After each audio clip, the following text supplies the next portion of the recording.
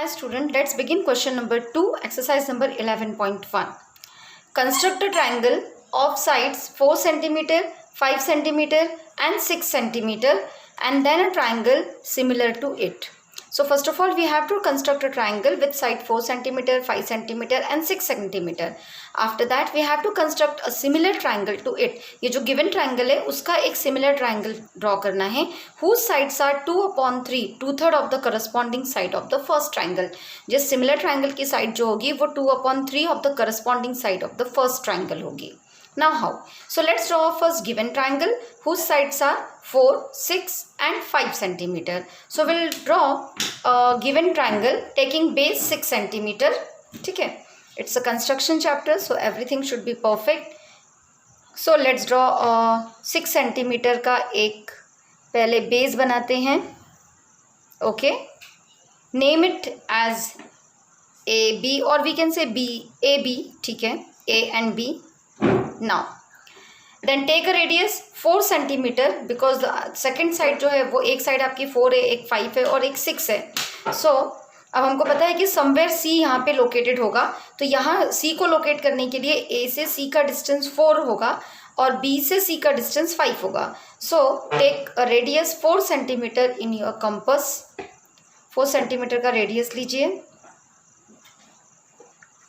And draw an arc from point A. से 4 cm radius लेके draw an arc like this. ठीक है? Now then draw another arc from point B taking radius 5 cm. So now take radius 5 cm, 5 cm radius and draw an arc from point B taking center as B which will intersect the first arc somewhere at point C and name this C. This is point C. Now join A to C and B to C.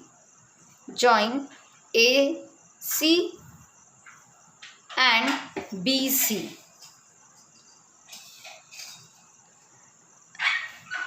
Okay, now this is the required triangle. ये भी हमारा required triangle हो गया. अब हमें क्या करना है? We have to draw the similar triangle of this required given triangle which is 2/3 of the corresponding sides of the first triangle. अभी वो उन्होंने दिया है 2/3, 2/3. सो आपको क्या करना है? अगेन अभी जैसे हमने फर्स्ट क्वेश्चन किया था वहाँ से हमने यहाँ ए बी से लगकर एक एक्यूट एंगल ड्रॉ किया था, राइट? सेम वे हम यहाँ भी एक एक्यूट एंगल ड्रॉ करेंगे along with the line segment A B. यहाँ से आपको एक एक्यूट एंगल ड्रॉ करना है ऐसे, ठीक है? जो हमने लास्ट क्वेश्चन में भी किया था. बट लास्ट क्वेश्चन में हमने क्या किया था कि वो लाइन सेगमेंट को रेशो में डिवाइड करना था. तो ये जो उन्होंने दिया था हमें रेशो उसको हमने ऐड किया था, लाइक 2 + 3 ऐसे किया था हमने. यहाँ ये नहीं करना है. यहाँ आपको क्या देखना है कि 2 और 3 में which number is greater. Which number is greater? 3 is greater. अगर 3 ग्रेटर है तो हम यहाँ पे 3 इक्वल पॉइंट्स लोकेट करेंगे टेकिंग रेडियस. ओके, लाइक हमने 13 किया था फर्स्ट इसमें ऐड करके. तो यहाँ पे इन दोनों नंबर में से जो नंबर बड़ा है उतने डिवीजन आप यहाँ पे करेंगे, उतने पार्ट्स आप यहाँ पे करेंगे. Locate A1, A2, A3 since 3 is greater.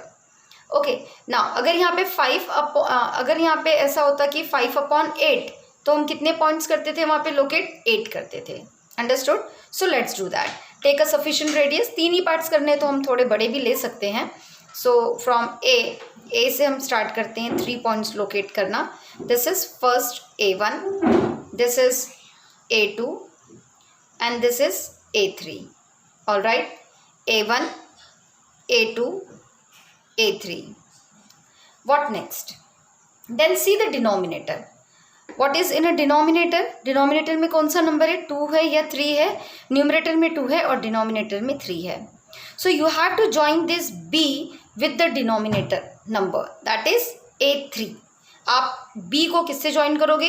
A3 से. सपोज ये ऐसा ना हो के सपोज ये ऐसा होता 3/2 तो आप इस B को किससे ज्वाइन करते थे? 2 से ज्वाइन करते थे. तो जो भी डिनोमिनेटर में नंबर है ना आपको उससे ज्वाइन करना है. So now we will join B and A3. ठीक है, बी और A3 को ज्वाइन कर दीजिए।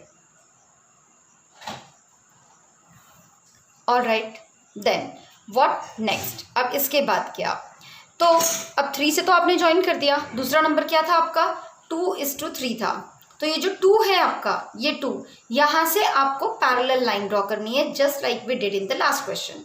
यहाँ से A3 के parallel from point A। Now how to draw the parallel line, now take a sufficient radius, put the leg at point A3 and cut an arc like this, same जैसे हमने first question में किया था वैसे ही, इस तरह से with the same radius. Now put this leg at point A and draw another arc like this. Radius should not be changed. कहाँ से किया ये हमने A2 पे रख के किया, ठीक है। Now measure this angle, ये जो एंगल है इसे आपको अभी मेजर करना है, इतना रेडियस लेना है। ओके, नाउ सी, समझ में आ रहा है आपको कैसे मेजर करेंगे। ये बराबर यहाँ रखेंगे और ये पेंसिल का टिप, ठीक है, ये बराबर है। देन टेकिंग दिस रेडियस, जहाँ आपने फर्स्ट आर्क लगाया था वो जिस पॉइंट पे कट हुआ था वहाँ से लेके you have to draw the another arc which will cut the first arc like this, and you have to join A2 with this point. ये जो पॉइंट है इससे A2 को आपको ज्वाइन करते हुए एक पैरेलल लाइन ड्रॉ करनी है।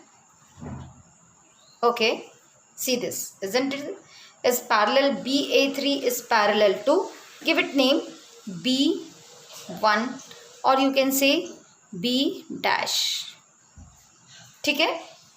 Now what next, again the same procedure you have to repeat over here.